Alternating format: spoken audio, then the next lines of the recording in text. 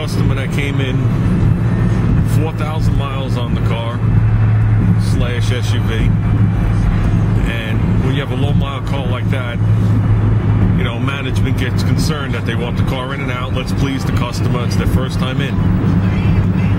So, okay. So you got a major problem with it. It's going to land in my bay. Lands in my bay. Someone had looked at the car the day before, spent 3 or 4 hours on it, couldn't figure it out, so now it's mine. Concern is no heat. The blower motor works, but no heat.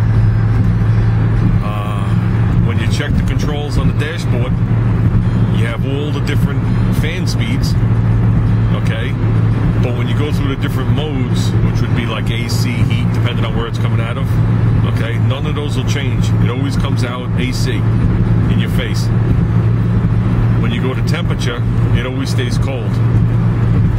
Now, this car also has rear heat and rear AC, so you go back there, all the blower works back there, but this one will change where the modes come out, above your head, in your face, you know, down on the floor.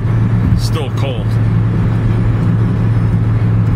Hook the scan tool up to it to start getting some data list out of there, because a system like this, it isn't like the olden days where you're moving rods and cables and the blend doors are moving and all good things like that. Of course, they got to complicate the living shit out of it, but you can't blame the manufacturer. It's what the stupid people want, because the people, they want it, they wouldn't pay the extra money for it. To me, it's as simple as that. So I don't blame the manufacturer for anything stupid or any gizmo they make on a car. Someone obviously wants it. So now this system works. They have what you call an AC amplifier, which is a computer. That just happens to be the term they use. And it runs on a data bus line, CAN bus line, which is the best way I could describe it is like using your computer at home. You hit the O key, it's just going to send the signal out there into a data bus line, and whatever needs to see it will see it. Everything gets to see it, but it's only what has to react to it that'll react to it. So if I switch to foot, where it's going to come out of my feet, okay, the defrost is going to ignore it, because all the motors, all the actuators have little computer chips in them. And it runs through a data bus line, like X's and O's, or however you want to word it. Okay? Now, I get my data list, I'm reading my data list. I could actually go through the computer and activate all these actuators, which I did. Read the numbers, you know, the minimum and maximums on them, and they're all good. Plus, when you sit there and you activate it on a dashboard, the minimum and maximums are all good. So that tells you right off the bat that the actual AC amplifier is getting the signal and trying to act on it. But it's not making it to the actuators. So, okay. At that point, you go to a troubleshooting chart, because it wants to know which actuators aren't working and all this happy crap. Go through it all, answer all the questions, and it comes up, replace harness.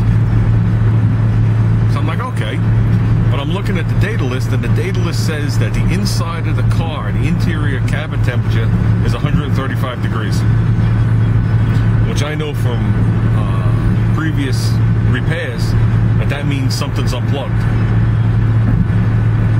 So I find out where the interior cabin temperature sensor is, which is in the back. I go back there, I can't find it. So I'm like, it's got to be here. This is a newer model, so I haven't had to deal with it before, so I'm looking. I decided I'm going to take a panel off in the back, and that's when I realized the car was hit. They had just done a left rear quarter panel, the whole strip, which I guess you guys used to call a valance, I don't know what you call it behind the bumper anymore, from left to right on the car. And on the right side of the car, you could see it was crushed in. They pulled it out and attempted to weld all the panels together.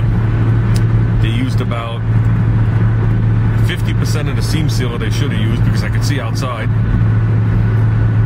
Parts of the quarter panels that were crushed, they cut off with a cutoff wheel and made their own little patches that don't match the shape of the car. The heater box, which is in the right rear, got crushed. Okay, well, not crushed, but it got hit hard enough where it broke off one of the actuators.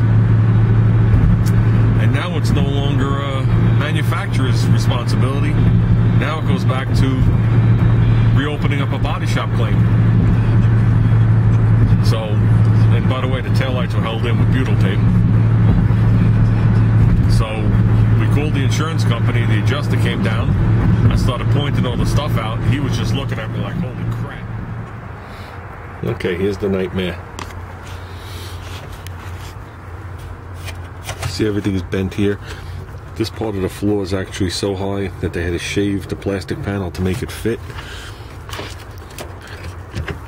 It got hit hard enough to break the actuator off. Back here, none of this stuff fits. They never finished with the seam sealer. Some of the welding work is horrendous. You can see where they beat it out.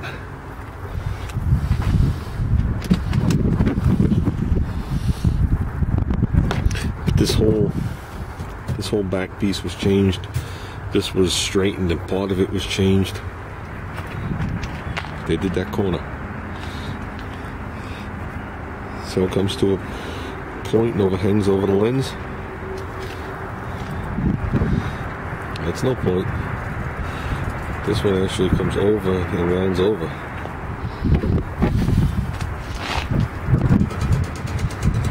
From here to here is wrong.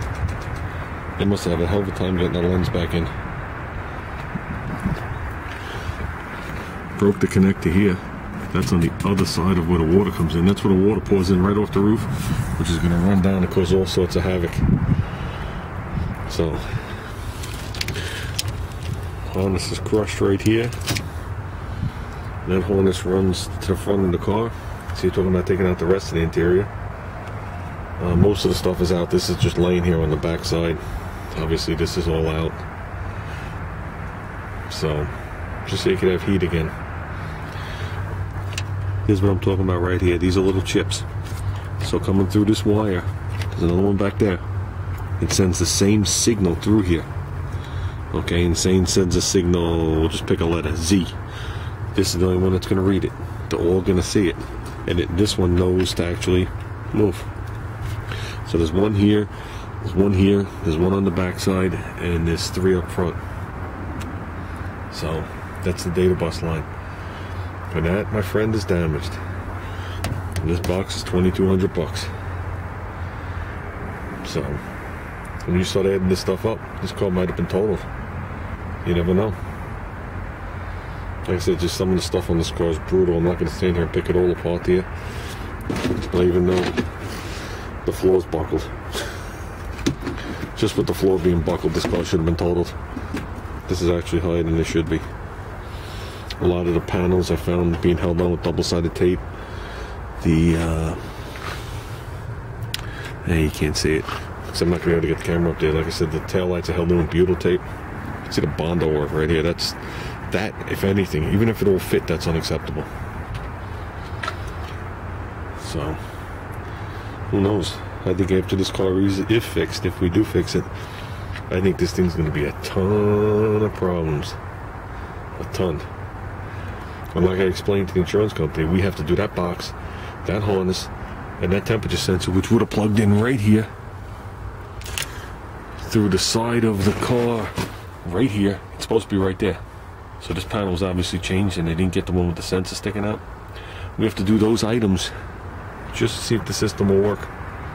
Because when you damage a data bus line, it turns down. Done. It's off.